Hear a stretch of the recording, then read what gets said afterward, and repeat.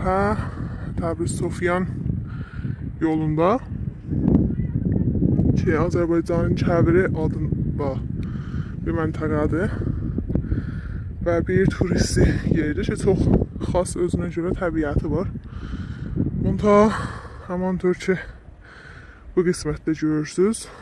Bütün sənəti maşınları gətirib burada maşınlarına yük vurub aparırlar bu qumları və burada bir halda ki, bir daha çox böyük məntəqə idi.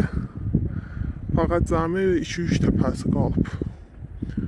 Və mütəəssifانه heç kim bura residenci eləmir və bir gündə şəhər göz asaq görək indi bu təpələr də aradan gedib və yoxdular. Burada sənəti məntəqələrdir ki, buranın ətrafında düzəlibdir.